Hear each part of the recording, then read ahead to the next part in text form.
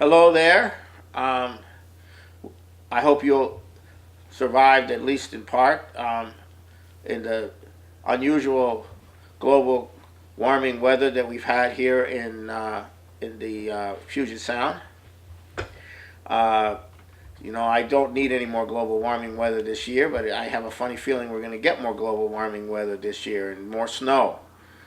And I hope not, but maybe that's the sign of the times. My name is Paul Glumaz. Been with Lyndon LaRouche for the last 45 years, and I have news that yesterday morning I got word that Lyndon LaRouche had passed away, and this is it's quite remarkable that he was able to live as long as he did, to be 96. And you have the usual very vicious slanders all over the mainstream media.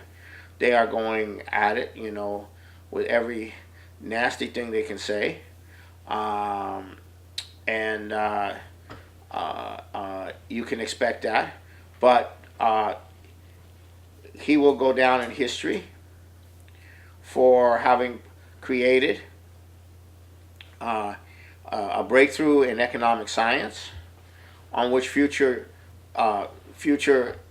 many generations of humanity will be using to maximize the rate of economic development and in the future.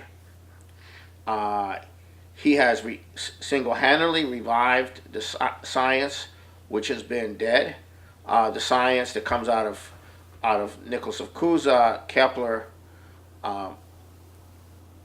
Wilhelm Gottfried Leibniz, Gauss, Einstein, and Vernadsky. He has revived that tradition and added to it. His passing marks the beginning of an era where his associates will continue on and continue with the promotion of his ideas in economics, his ideas in culture, his ideas in philosophy. And we can, in no way is his passing going to diminish the activity of individuals like myself. So now, in that context, we have a president, Donald Trump, who is acting completely outside the power system, outside the mainstream media, outside the neoliberal and neoconservative system. He has managed to survive three full plus years of attack. The attack being coordinated through British intelligence, through the MI6, through the Foreign Office. And he's still there. And not only is he still there, but after 2 years of Russia, there is no Russia. But there is a large portion of the population that doesn't care whether there's a Russia. They would want any way to get him out. But there's an even larger portion of the population that wants to see Trump survive, so that the country can go forward, so the country can have economic development, so the country can work with other nations and end these endless wars. Now, the situation is the following.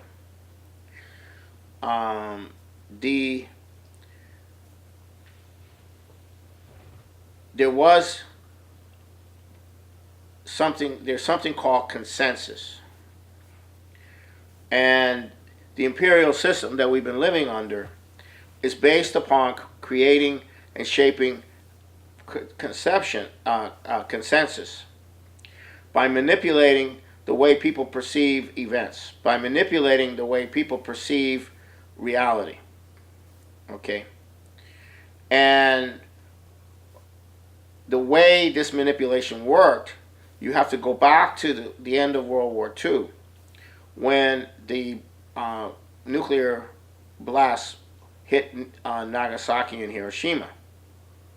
And from then on, in the creation of the Cold War, the world has lived under the threat of nuclear terror. And the threat of nuclear terror has shaped successive generations of people into a sense of fear. They've been governed by this fear, and that fear has eroded their sense of a human identity, of a progress-oriented identity, of a scientific and technological-oriented identity. And 3 generations later, we have the second fear, or 2 generations later, we have the second fear, which is global warming. And the control over the population through these fear, the fear of war and the need to maintain a balance of mutually assured destruction. Any moment there could be human race wiped out. That fear has now been succeeded and or actually not succeeded, but is now added to the fear that we only have 10 years or 20 years before there's floods and ecological disasters and so on and so forth. These are the fears that are used to shape people's perceptions, shape their perceptions. And in that context, this transatlantic global imperial systems run out of London and through the U.S. This system has controlled the academic institutions, the science institutions, has controlled the media, has been committed to controlling people's perceptions. However, that control has broken. And you see that in the election of Donald Trump. You see that in the Brexit. You see that in the Yellow Vests, which are not demonstrations in France every Saturday, which are not being covered at all. You see it in the inconsistencies and the lies. And in part, this is dealt with by the top of the British Empire in a report put out by the House of Lords, which is called the Lords Report. And what they're saying is that all of this, including Donald Trump, is a threat to what they call the international rules-based order. In other words, by consensus, we set the rules. And what is the international rules-based order? Well, it's not rules that are there to promote the development of any nation. They're there to promote a globalization process. And what is the globalization process? Well, in economics, it's to find the cheapest labor for production and move more skilled labor into unemployment. It's a global system where no nation has independence, but is dependent upon not having its own production, but living on the production of other nations and vice versa. So you have this network of nations which are codependent, and then you control, you manipulate, you threaten sanctions, and so on and so forth. You have a lot of these countries that could grow food, but it's cheaper to grow food in the U.S. and Canada and ship it than it is to grow in a less developed country. But once you do that, then you're food dependent on food. Similarly with oil and so forth and so on.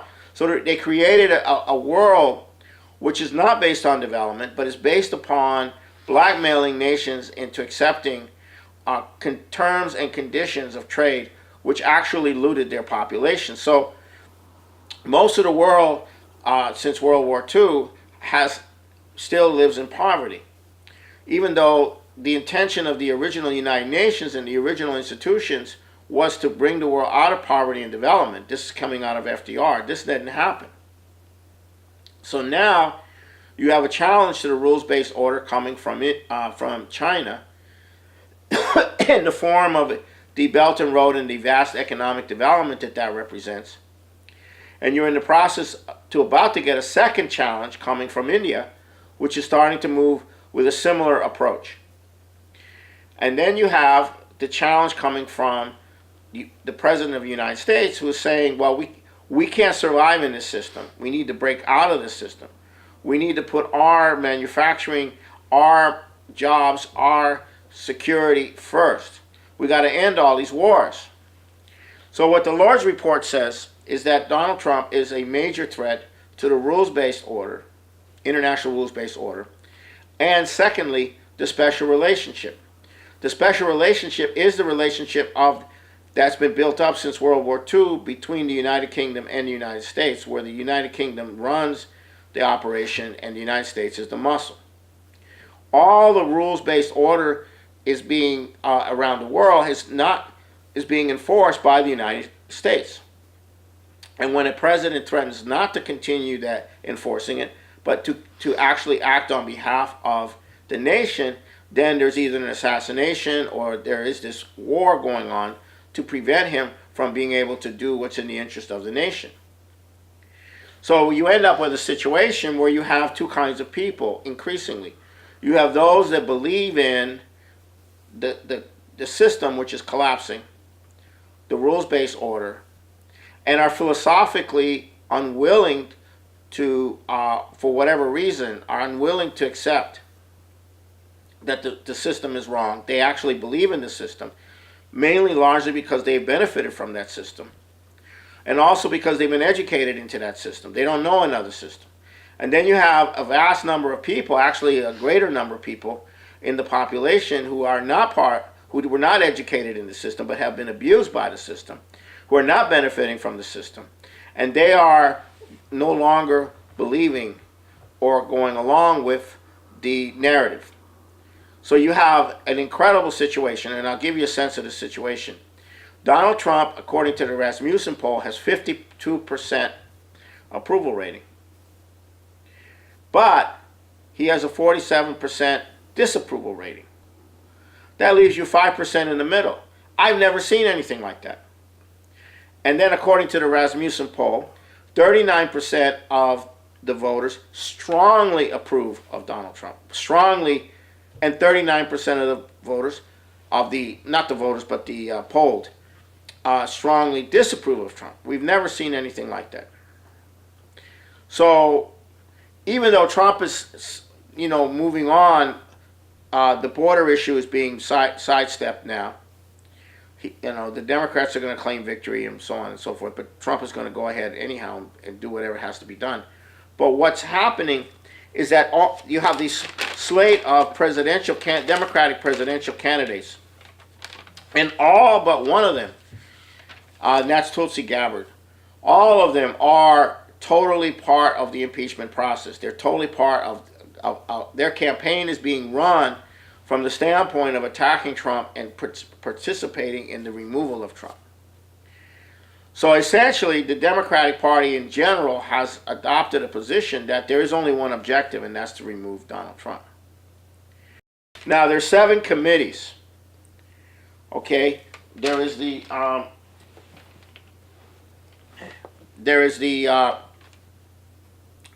Adam Schiff in the Intelligence Committee. He's going to expand where Mueller didn't go. You have Maxine Waters. She's going to go after money laundering. You have Elijah Cummings.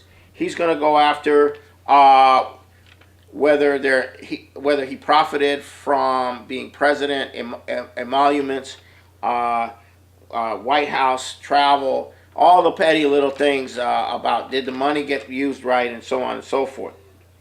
Then there's Elliot Engel, who is he's head of the House Reform Committee. He's going to go after whether Trump is following through on all the sanctions against all these countries and so forth and so on. And then finally you have Richard Neal of the Ways and Means Committee. He's head of the Foreign Affairs, and he's now subpoenaing and moving to investigate what Trump said to Putin, and and so forth and so on. So there's 7 major committees are going to be in a full-scale mobilization, utilizing massive staff to try to find something to nail Trump on. 7 committees. Okay, so now, then you had this so-called Green New Deal. Now, the Green New Deal is so transparently insane to any logical person. But then again, this same Green New Deal is being fully implemented in Germany, where within a year they will no longer have nuclear power. And they plan by 2030 to get rid of all fossil fuel and replace it with windmills and solar panels. And that is so insane. They now have to get energy from Poland and France. France is nuclear and Poland is coal. And their energy costs have gone up. They're now 3 times the cost. The consumer pays is 3 times what they pay in the United States because of this, and yet they're going full steam ahead. And you have to ask yourself, what's going on there? Have people lost their minds?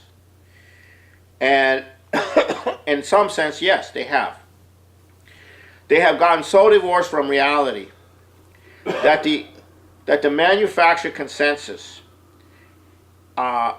which has nothing to do with reality, the perceptions and the shaping of those perceptions as maintained in a social environment that these people are in, is the only reality. There is no physical reality. There is no sense of a larger reality. And these people are now being driven to an all-out attack on Donald Trump. But they're not in the real world.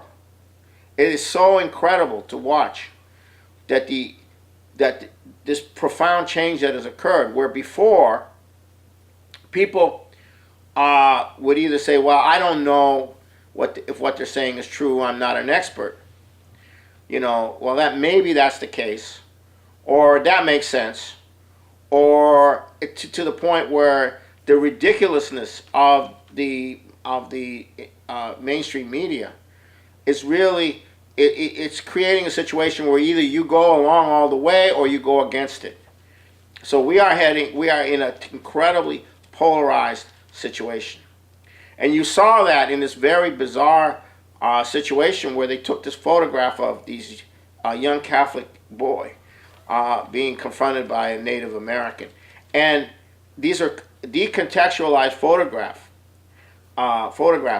which you don't know what's really going on in the photograph. And people interpreted it every which way you can imagine. You could see through that the incredible polarization that is going on in our society.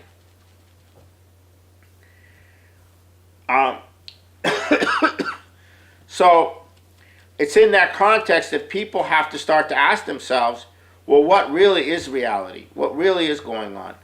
And they hear these conservatives saying the same thing they've been saying, for the last 50 years. You got to balance the budget, blah, blah, blah, blah, blah. China's the enemy, Russia's the enemy. And then you hear the neoliberals saying, we got to shut down our economy, Russia's the enemy, China's the enemy. You got to start to wonder, what is going on. Now, in Europe, this situation is much more advanced. The governments of France and Germany and Great Britain are in deep trouble. The government of Italy is actually the only government of the major 4 nations of Europe which is actually trying to move into the new paradigm, trying to move towards economic development, trying to move towards ending austerity, ending the sanctions, ending the wars, and so forth and so on. And there's a huge battle going on. And there's going to be in May European parliamentary elections, and all of the anti-establishment parties are expected, in all these countries are expected to do very well. And already George Soros is going nuts about this, saying that this is a huge threat to the international rules-based order. which is the empire. That is the empire. And so this is where we are.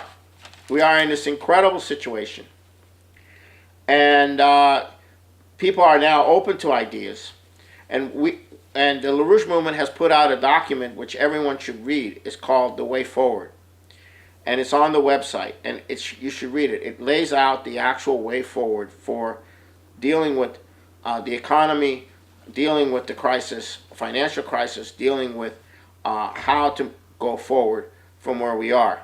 And I encourage everyone to go to the website and get that document.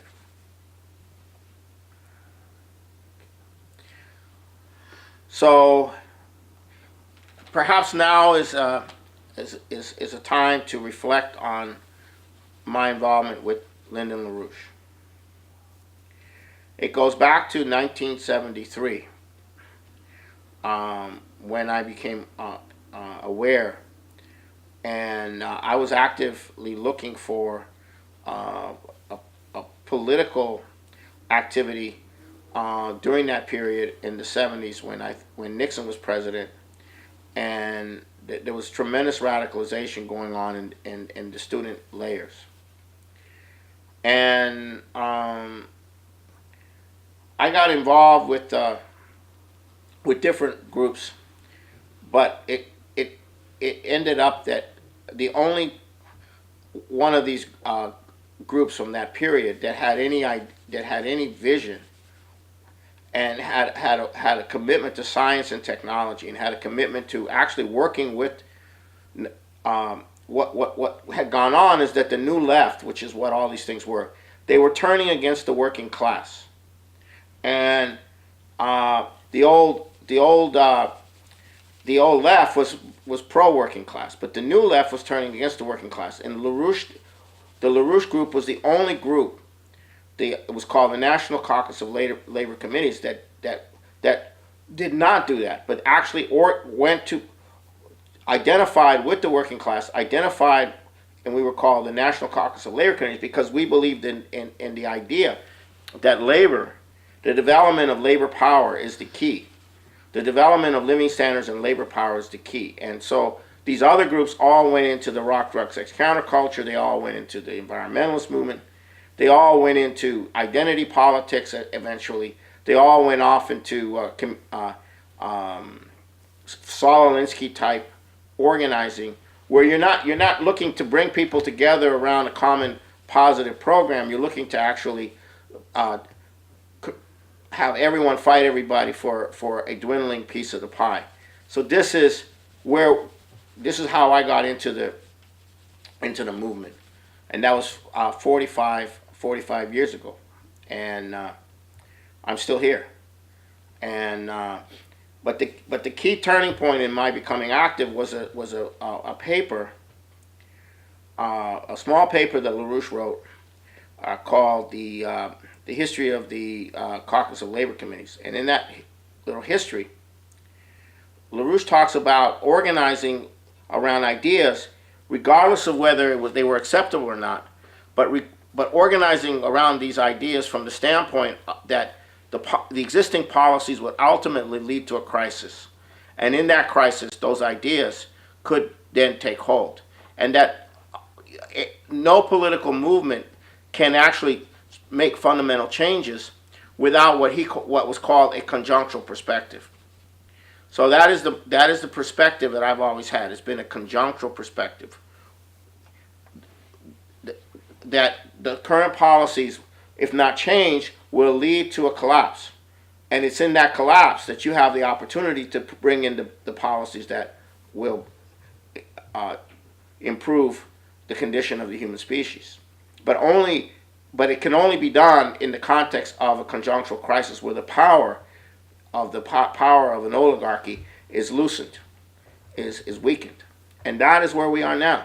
We're seeing reflections of Lyndon LaRouche's ideas in China, Russia, India, the Belt and Road.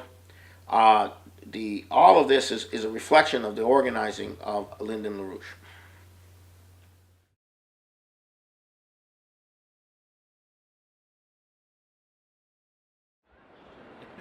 So we are gathered here in front of the FBI headquarters.